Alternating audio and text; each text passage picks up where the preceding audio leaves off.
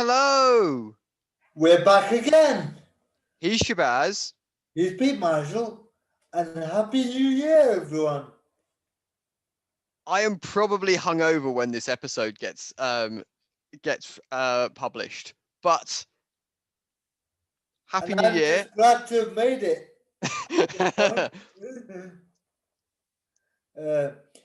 So Happy New Year, everyone.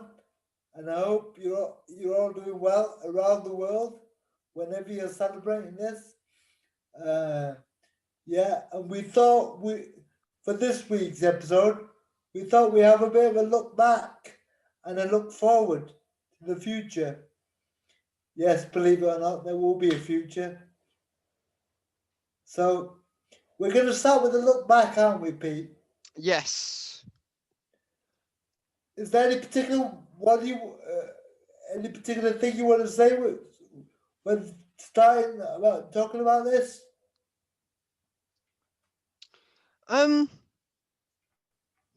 mean, my favorite episodes have generally been the ones where we talk about something that kind of disabled people are doing. So honestly, in this one, the Chris Bonello episode kind of comes to mind, where he's writing a book, and we got to talk to him about that. Yeah. I must say, one of the interesting things for me has been, and I wrote about this for an article we did for somebody as well. One of the interesting things about this podcast for me has been, as a result of the lockdown, has been the access to the people that we've had. Yeah. In some ways, it's made life a bit easier. I would have thought if we were still doing it in person in one location, we probably wouldn't have had that many people on the show. I mean, it's hard to in some ways, it's a thought experiment because we didn't do this episode and we haven't done a podcast not during coronavirus. But honestly, it would be amazing. I would be amazed if I found that actually we could get hold of these kind of people. Yeah. I mean, You know, like you say, it's a bit of a thought experiment, but I would venture a guess to say we've got a lot more people than we would have done. partly it's Zoom, honestly, and partly it's the fact that everyone is now just much more used to dealing with Zoom. Yeah. Like, I'm fairly certain that before coronavirus, like probably about a third of our guests, if you'd have gone, hey, we can do this recording through Zoom, would have been just like, what? Yeah. I haven't got Zoom. How do you Or get Zoom? Skype or whatever the fuck else that was available, you know? So in some ways, although the pandemic has been undoubtedly the worst thing ever, you know, but in some Right. ways, it's opened the world up to us. I will say it's been fascinating getting involved in a whole load of discussions, debates, and opening those up to kind of our audience that I was never really aware of and I didn't know about. Yeah. That was absolutely fascinating for me, and it was just an honor, I guess. Without this being an episode where we suck our own cocks and say what how good we are and stuff like that, do a self evaluation. It just makes me think about like how what range of people we've managed to speak to. I mean, like this is letting you guys in behind the curtain a little bit, which is not something I like to do very much, because I like to think you're the audience and you deserve respect and you get uh, you get the best shows we can give you. But it it it, it has pleased me, well, and surprised me the range of people we've managed to speak to and that are willing to speak to us. That's the other thing. You know, there's one thing wanting to speak to somebody, Yeah. there's another thing them actually wanting to speak to you in return. I have to say, I'm still slightly stunned that some of the people that we've had have actually said yes. I'm still kind of like, what, really? Like, yeah, why? I honestly like struggle to find a reason, yeah. but that's Well, fine. It makes a good episode. yeah, but we won't talk too much about that because we don't want them to alert them to the Ex- possibility. exactly. We don't want to make them aware that actually we're nobody. And like, Yeah. but yeah. But we are kind of something now, you know. I mean, we were always somebody, but like, anyway, I don't know. Crip, Now we're somebody with a podcast, I guess. Like, Cripchat is a thing, you know. And to think, you know, we started this, believe it or not, in early March, mm. February, March time, and we just had preliminary discussions, and then it just took off from there, didn't it? The pandemic kind of carried us with it, really, didn't it? And it gave us something.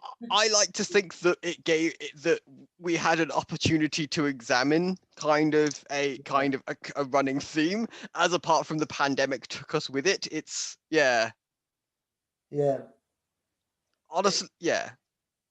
it kind of propelled us forward, though, didn't it? It was definitely one of our running themes. Yeah, In the future, when we have a when we have a playlist of episodes, there will definitely be the pandemic episodes yeah, where we spend 90% of the time talking about the pandemic.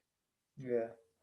And you know, me and Pete always have this discussion where Pete's always like, we need to do like a happy episode, and I'm always the dour one going, well, there's not much, you know, I like humor, but there's not much goodness going on in the world. I'm like, how do we I squeeze goodness out of this?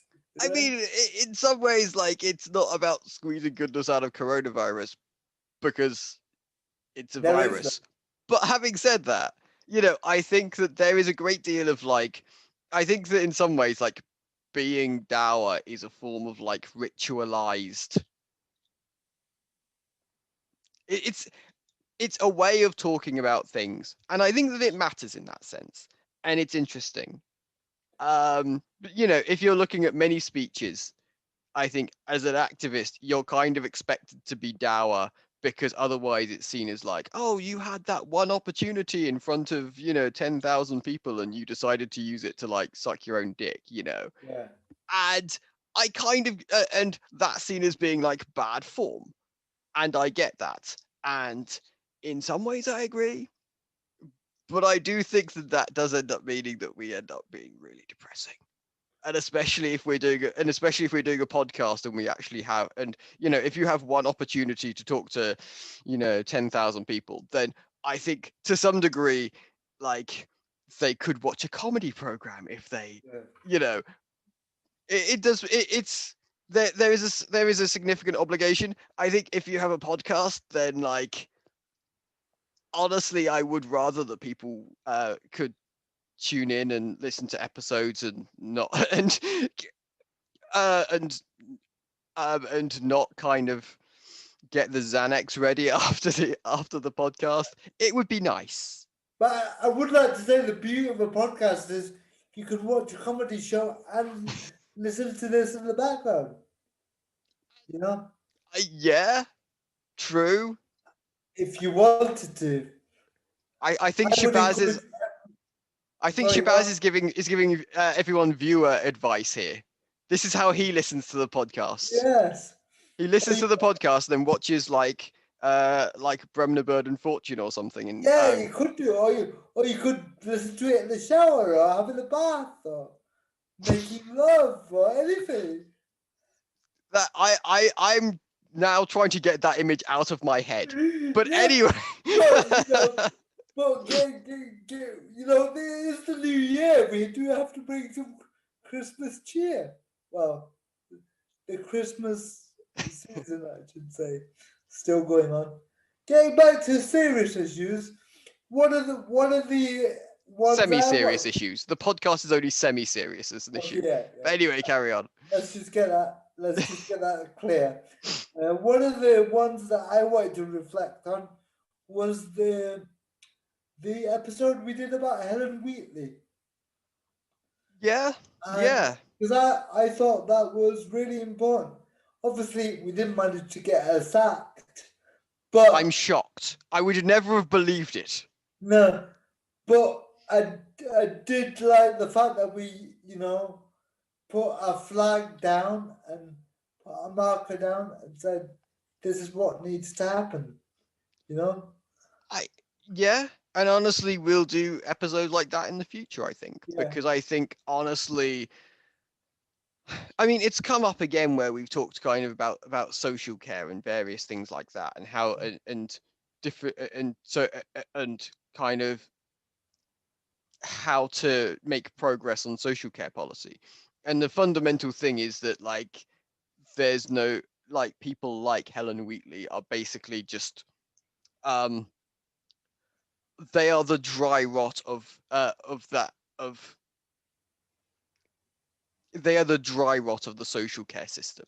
In the end, they're not like they're very boring and no one pays attention to them 98% of the time, but but basically they are like the entire place is slowly disintegrating around them because of it. And nothing's and if you ever want progress, then dry rot is one of the issues you will have to deal with. Yeah. So Like, if she behaved the way she did 10 years ago, she would have been gone. I know um times have changed and all of that, but, ministers have been sacked for far less than what she's been involved in. And I just wanted to raise that, really. I just thought that was a good example of what this we at cripchat could be responsible for doing, you know? we wouldn't be responsible for it even if it ended up happening. No, but But we would be part of the conversation. hopefully we could like move a couple of grains of sand in that direction. Yeah. Um It's and and raise a few people's awareness on the issue. it's about Um raising awareness, isn't it? And raising a voice is really essential. That is what needs to happen.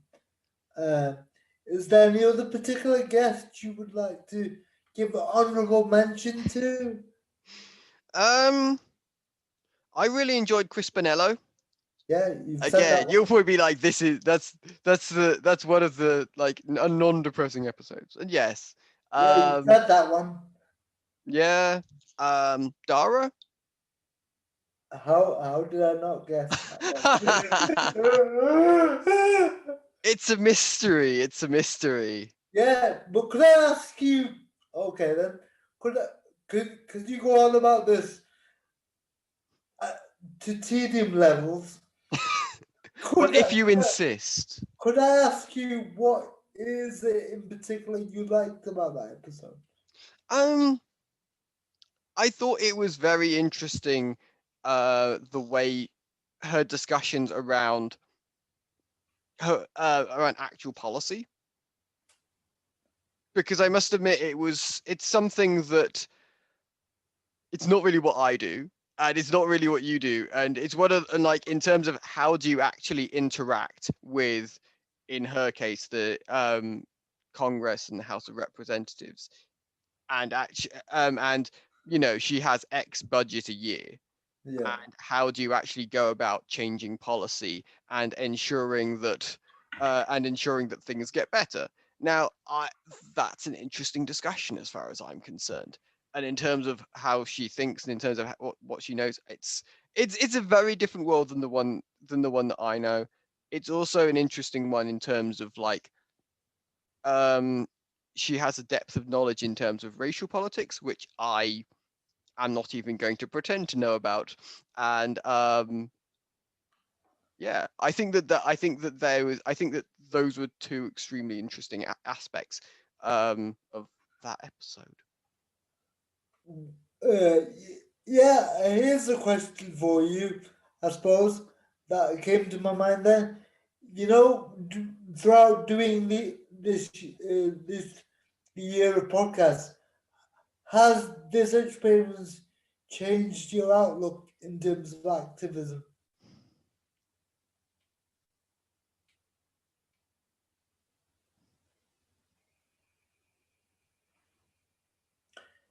Just for the audience, is now contemplating the question. Sorry, yes, I am. We'll Yeah, I mean, give you an answer shortly.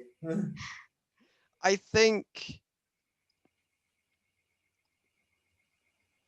I mean, actually, in some ways, the most stunning thing that's happened to the thing that has like probably changed next year the most, and I'm still not entirely like basically like I'd engaged in quite a long-term kind of campaigning thing around mental health in Manchester, and basically we were stunned to find one of my colleagues was invited to a high-level meeting thing, and I was stunned to find that like that like that basically the commissioners who we'd been lobbying slash campaigning to had actually like put put forward a request for a whole bunch of funding from our campaign and got a large, as in millions of pounds worth of it. um Again, in some ways, like that's the thing that's changed my opinions the most, honestly. I mean, in some ways, I think, you know, actually, in terms of activism, like the stuff that I do has kind of not changed that much. I mean, it's interesting hearing about other people's aspects of it and where they can and do make a change, and how different people can help. But actually, in terms of like what I do in terms of changing things, that hasn't really changed. But yeah, that I was slightly stunned to find out that that that one of the campaigns that I was part of had actually slightly worked. So I mean, I guess in terms of what has actually made, so I guess in terms of what has changed my thoughts, like that's probably the most one. I'm yeah. Yeah, That's that's interesting. I just think that that's useful to know, and it's like because I'm always interested in like how our lives kind of inform mm, how how we grow as people, and how you know whatever we do can make us better or worse, or you know makes us yeah. makes us think about it in a much more wider context of what we're doing. Yeah. Yeah, I know for myself that it's made me a lot more aware of what else is going on around me, and I will say I think uh, I I didn't know almost anything about what was happening in Canada, in America, in Germany, in various other places, and it's absolutely fascinating kind of talking about that, because it does give you a lot more of kind of a complete picture, I think, yeah, about what's happening around the world. Um, and especially now because with Brexit and the bill just passing uh, through Parliament, especially now, I can only speak for myself, but I was always worried about UK becoming Little England, and and to combat that is one of the aspects why I want to continue doing the podcast as well as many other things, is to kind of reach out to the rest of the world and let them know we're still here. You know?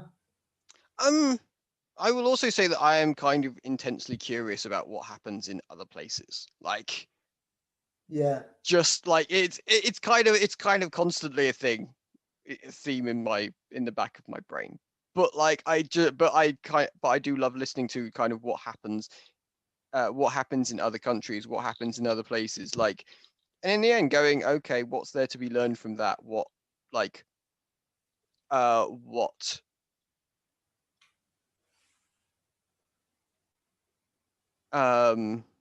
yeah in some ways what we can steal, in other ways like what in some ways like what we can borrow with What citations. what and what we can give as well, you know. Yeah. I'm more of a giving person than receiving myself.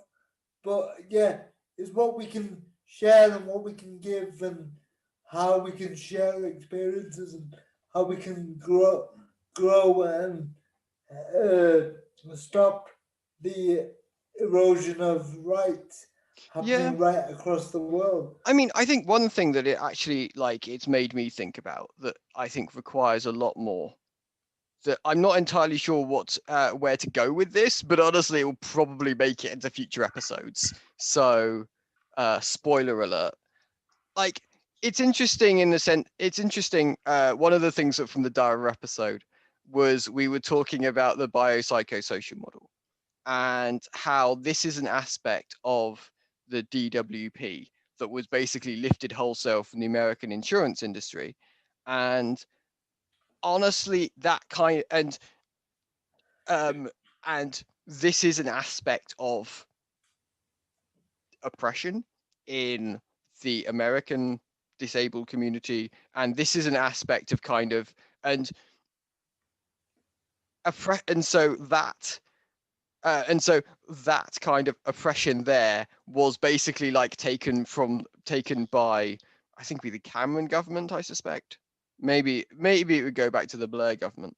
Was kind of taken from there and kind of inserted into the DWP. And I think there was an element where, and so we'd never seen it before, um and so I think and so there's an element here where just fighting injustice everywhere means fighting injustice anywhere. And how and again, I know I've taken like an interesting point and then reduced it down to like a slogan. But anyway, Yeah, and it's I interesting think how that kind of what other cycles there are or might be out there that we might actually want to think about and pay attention. I think that's really important, even though you did reduce it down to a slogan, and some political party somewhere will be like, "Oh, we could use that." So yeah, but maybe we should use it as our slogan. Yeah, and I mean, I think especially what comes to mind around this is especially around autism is kind of the cure thing, because I think if there's a massive industry, then especially with like Facebook and with like the internet, then people in the UK, whilst there's a massive industry around this in America and in Canada, then it is impossible to kind of eradicate it in the UK and in Ireland and in other places, because basically there's just a massive industry that produces it and sells it. And again, there's loads of other areas where the same thing applies. Um, Where just before we move on to the future, right? Where do you think both of us or cripchat could improve?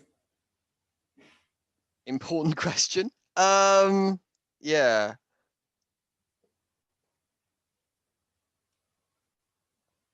Um, we'd love to If you hear more need from the time to think, audience. I could say something. If you need time to Yeah, think, yeah, but yeah. I would say we need to keep getting a kind of divergent group of guests.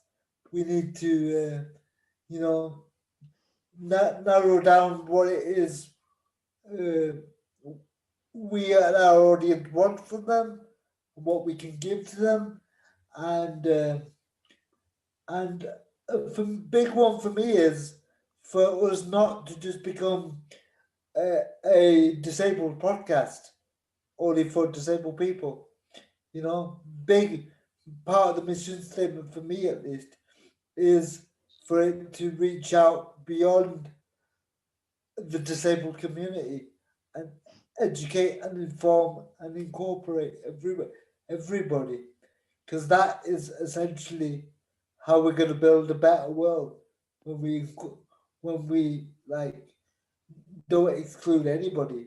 And yeah, we're disability perspective media, but disability is not all we are. You know, we're good people. We're dickheads. We're Speak for yourself. yeah. We're everything. Mm. Yeah. We're everything and nothing at the same time. So you know, we need to reflect that, and now I feel that we have a base. We need to use that base and spring forward, and hopefully 2021 will be a year of evolution. Hopefully, greener pastures for cripchat, and hopefully we can get onto Antarctica Of as course, well. the penguins. We need to work out the topics of the disabled penguin community. Yeah, and yeah, because I don't think it's any secret that we're all around the world. So, you know, and I just wanted to say at this point, I was saying this earlier to Pete, was that I particularly would like to build a global community, and I would like to hear from our listeners what you like and dislike, and we could do a poll. Which one of us you like better, or you know, anything you like. You know, we, we're a family. We need to be like that, and we'll put the email address so in the description. So if you have any thoughts, just let us know, and we'll try and incorporate anything we possibly can. Obviously, we'll just discard a lot of the crap, but but we'll definitely look at it all. Is there um, anything you want to say? I would like to kind of. I mean, again, this is going to be peek behind the curtains territory. But there's been a massive thing around um, production, and in part the fact that we don't know what we're doing, and in part there's an element where because we were relatively new, like there what like there was fairly limit. Like if you've only been going for a couple of months, then there's an incredibly limited amount of time by definition that you could have kind of been like planning and thinking about how to get the best interview.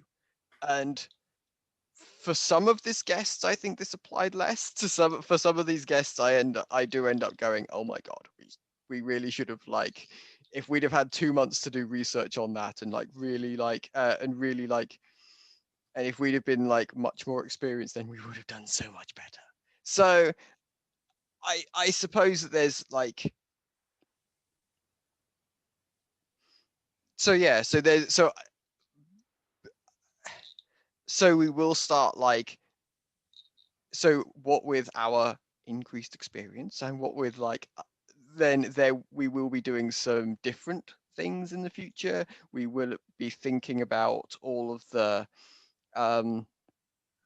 be thinking about different ways of putting forward guests and putting forward our thoughts, more interesting ways hopefully, um um ways of putting forward different thoughts. um so that's kind of one element. I think an interesting thing for me is also like um trying to get more of a network around the um, around disability media, because I think right now there is not really one, and like we've managed to get hold of some people, and we've managed, and honestly, there doesn't really seem, and there's a lack of kind of um, there's a lack of kind of disability media people kind of doing cameos and make it and have it and having crossovers and kind of talking with each other and having kind of this ongoing kind of relationship, I guess. um Platonic, but I think that it'll be interesting in terms of how how to that would add a different dimension, and I think give all of us kind of more capacity and more kind of and I think it would be really fun for all of us. So Yeah, yeah. I know you. I don't want to give the impression that we don't know what we're doing, especially now that we've done it for the best part of a year. So we have got some experience, and you know I do think we are getting better, and but it's a constantly evolving thing. You know, it's like but I but again, I come back to we constantly coming up with new ways. But part of that is also listening to our audience. You know, yeah, that's yeah, why yeah. that's why we need.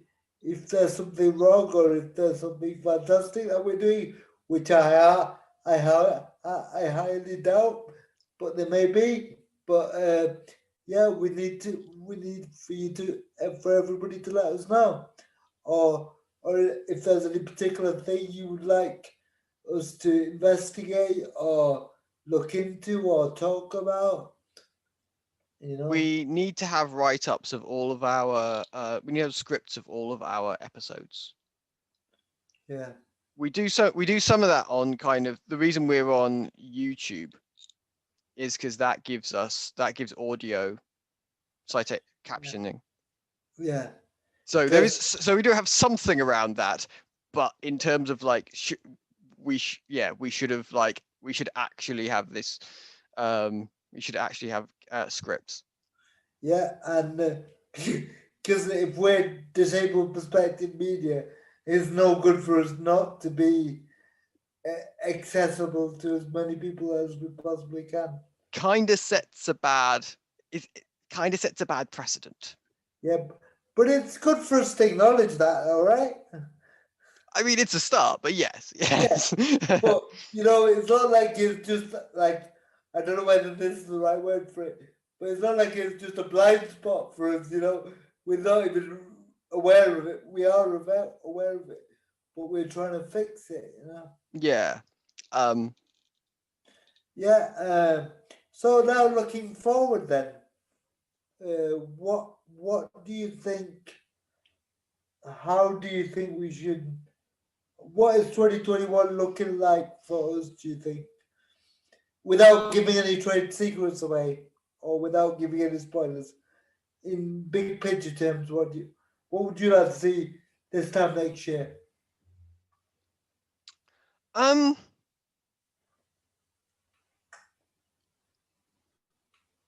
honestly, I think that there's probably going to be. We should probably think a lot more in terms of kind of, um, in terms of um, philosophy tube type, ContraPoints type. There's a lot more of that content to be made, and I'd be interested in. And again, that's its own entire thing because they have very high production values. And in terms of whether we could make it, even if we had everything we needed, then that's its own discussion, and how well we would do it. But I think that there's a whole bunch of arguments and discussions that just take more than an hour, and just take time to get the research done and write scripts up. And honestly, this is not normally how we do episodes, and in part that's entirely because that's how we intend to do episodes. But I think that that kind of content is an interest. I would I I'm looking into it, and I'm trying to work and I'm trying to unpick it, because I think it's because I think actually one of the kind of the great weaknesses of left tube, bread tube, ContraPoints, and philosophy tube, and all of that kind of thing is it's just you go through it and you will barely find any disability discussions in any of it. Like one of the most amazing videos to this day around philosophy tube is there's an entire video called that's on race and philosophy, and it's a fascinating thing. And actually, it's on Kant, and honestly, go watch it. But it's just really, for me, it's always really surreal, the fact that the entire video is basically on slavery is justified in Kantian terms because Africans, he thought, were all disabled, or like he would like in modern terminology, he'd probably say they have learning difficulties. Now, one of the weird now, okay, that's a horrendous, that's a horrendous belief in itself. But one of the interesting things about one of the weird, surreal things about the video is how he never talks about disability perspectives on this. Yeah, just for Like, the audience, just there. One of the things about podcasting is obviously you can't see what's happening. So when there was a gap, Pete was doing a mind blown, oh yeah, kind of thing, yeah. air quotes kind of thing. I just Yeah, thought I'd point that out to people. yeah, That's probably one of the nuances that podcasting can't pick up. Yeah, yeah. I yeah. So yeah, so honestly for me, it was just, honestly in this entire video, like, and to be fair, it talks about this entire video is about race. So in some ways, and race and philosophy, and in some ways that's eminently valuable, and I'm not going to critique that. But like, if you were feeling particularly sensitive and cynical, you might very well go, you might very well go, okay, so his point is that the injustice of slavery is that black people should, or that Africans shouldn't be enslaved because they're not disabled. Okay, I mean, none of that is wrong, but does that imply that people with learning difficulties should be enslaved? And obviously, the answer to that is no. That would be insane. That would, but I for it's I find it, and I'm sure he would disagree with that, but I'm sure it's an interest, but it's given that left tube and bread tube are incredibly careful about lots of different things. It's fascinating to me how little they talk about disability. Just saying. And I yeah, think that we can kind of, there's a gap there. So yeah. yeah. And I would like to reach communities like India and Pakistan and Thailand, and Yeah. not just get one or two listeners, but get a real, for want of a better word, get a real foothold in those countries and in every country around the world, really. I mean, I think for me, in some ways, like I want to build a network of podcasters, YouTubers, kind of online media people from and who we can talk to from kind of any different country that we want to. And in some ways, it doesn't so much concern me that, like, you know Australians don't find cripchat scintillating. In some ways, like, they have their own issues, and maybe there is, maybe they just don't want to listen to two Brits talk about like disability. But I think it's but I would like to have on and to have a kind of ongoing kind of relationship with kind of Australian podcasters and Australian YouTubers who are doing this kind of thing. And for me, and that applies to basically every different country, honestly, because I think it's important that, like, that we don't that we're not separated by nation or by anything else. And just to point out, weirdly, the time when we set this up, when I was looking around, when we were thinking of the name, I came across an Australian podcast, disability, an overtly disability podcast called cripchat in Australia. So if they're listening, I'm not sending for you. I'm just calling you out and inviting you onto the show. And please invite us onto your show. We'd like to be friends and maybe have an orgy. Yeah, So no, I just wanted to point out that Shabazz, don't bring your hobbies into this podcast. but it's New Year, anyway, I just wanted to send for them essentially, and Yeah.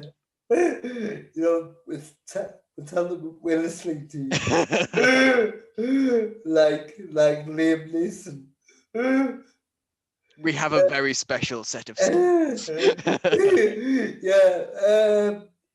there anything else you would like to, seeing as we're putting everything out on the table?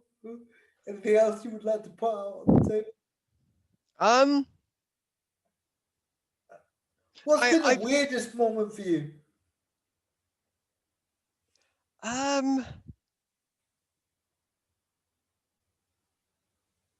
don't give any secrets away, but now you've made it 50 times harder. Don't give like the future episodes away, but no.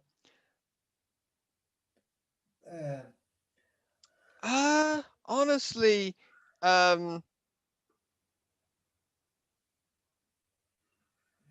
generally the weirdest moments for me are like production meetings.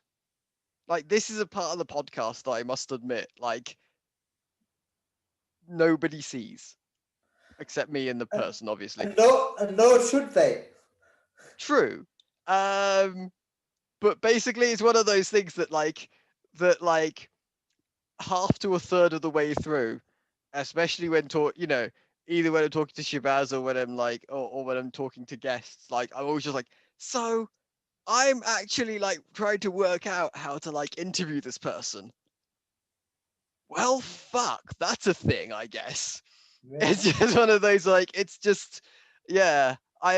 Inevitably, like, as I'm a professional, it's one of those, like, I have to like ignore it, but in the back of my brains, we're just like, what are you like? This is weird, right? Like, I don't know. So essentially, what we're saying is to future guests that we're simultaneously saying there's nothing to be scared of, and we're also saying be very afraid, But we're willing to give anybody a go and like interview anybody. Like I said before, I want to reach out beyond the disability community as well. Just to say, we have a list of guests that we are kind of lining up. It is already not entirely short, and honestly, basically anybody who says that, yeah, they want to come on the podcast, what we do is we basically just add your name to the list. And then in future production meetings between me and Shabazz, we basically go, like, what, like, we either go, who have we missed out so far from our previous episodes, or B, we go like, what like interesting perspectives, what days are coming up, there's basically, we go, okay, so what reasons could we have to have somebody, and what guests do we have who could, so yeah. And part of that criteria could be in the future what you people want from cripchat, because of course, cripchat is its own thing now. It's its own monster. Yeah, we're part of it. We essentially work for it now. It's a thing in and of itself. So the listeners end up shaping it essentially. Yeah. So, is there anything you want to say to me before we? Is there any jokes you want to tell? I hate telling jokes. I I'm know that's terrible why I at said it. it. Because I thought that would make you laugh at the very least. Yeah. Uh, yeah, so by the end of next year, by the end of this year, I should say, are you hoping that we could, like, do a podcast in the same room together? Well, that would be a revolution. We have literally only done one Yeah, we done the that, very first one yeah, in the same room, because yeah. that was I don't think I don't think that episode has actually been released, because that was the very No, very very first episode when we just like yeah, conceptualizing it, and we were still allowed out into the world. yeah. Those Uh, were more dangerous times. yeah, Um, I mean, that would be a level of success for me once we choose to do that, you know, once we can do that. I once mean, it's safe, yes. yeah, Um, I mean, we may choose to continue doing it the way we're doing it, but just the choice would be nice. I mean, honestly, we're Manchester, so basically we're the land of tier 3. Essentially, like, this is actually real for everyone who doesn't live in Manchester. Like, basically, since incredibly near the start, we have been like consistently tier 3 for the entire time, and we might be changing to tier 4. So as far as I'm concerned, like, Manchester is probably going to be tier 3 until like, you know, there stops being any human beings. Yeah. So I'm fairly certain that we'll basically be doing podcasts in the same room before the government decides to make Manchester not tier 3. Hmm. In like 400 years, there will be like a ritualized thing of, we must like make Manchester tier 3 once again this year, and it'll be like, why do we do this? I don't know. It's Yeah. just a ritual that we have to do in like Latin, because like, why not? And I just wanted to say to people around the world that, you know, people just think England is just London, and that is not the case. And And Londoners think England's just London, for the record. yeah, and you know, and that is not the case. We're from Manchester, and Manchester is part of the UK as we speak now. For now. So, you know, part of doing podcasting is also putting markers down for history, you know? So in a That's year's terrifying. time, That's a terrifying thought. yeah, but in a year's time, we'll listen back to this and go, what the fuck were we on about? We'll listen to our production value and we'll just like, that was horrible. Why did we inflict this on people? Yeah, but we felt like we owed a friendly episode to everybody, so we did it, and we need to evaluate ourselves. We've kind of done that. And we needed to actually have it heard by people that wasn't like just us two Yeah, as well. and I think that yeah, was. we don't inflict it on any particular guest. Any last guest you would like to mention before we bring this Happy New Year episode to an end? Um, I enjoyed Eric. I enjoyed Eric. Yeah, Eric Garcia, that is. yeah, he Yeah. was really good, and I like the idea. And he actually worked in the White House. He was an intern at the White House, but yeah. Yeah, I was like, oh, okay. That was a surreal moment. It was just like, okay, that's well, And without giving any spoilers, his book should be coming out this year, so we'd hopefully get him on again that will be a second interview with him, I would hope, assuming he's to not talk too busy. about the book because I said to him, for people who've listened to the episode, I remember saying to him, make sure you come back before you get too big. He said to us, make sure you invite me back before you get too big. Don't think that's going to happen, but anyway. Any last words? I sound like I'm taking you to the guillotine, isn't it? Well, you never know how these things will end, Shabazz. Okay, yeah. Um, That was the podcast is used as in Peter's death penalty crime. We know what you were thinking because you said it on Yeah. the Yeah. podcast. Say that again. Happy We know what you were thinking because what? because you said it on the podcast. All right. I didn't quite get to that. Sorry. Happy New Year, everyone. Happy 2021! We better get used to saying that. Hope I can't imagine it'll be worse than 2020, but you know, I Here's hope that it's to not. hoping. Happy New Year, everyone. Happy Right. 2020. Bye. See ya. Bye.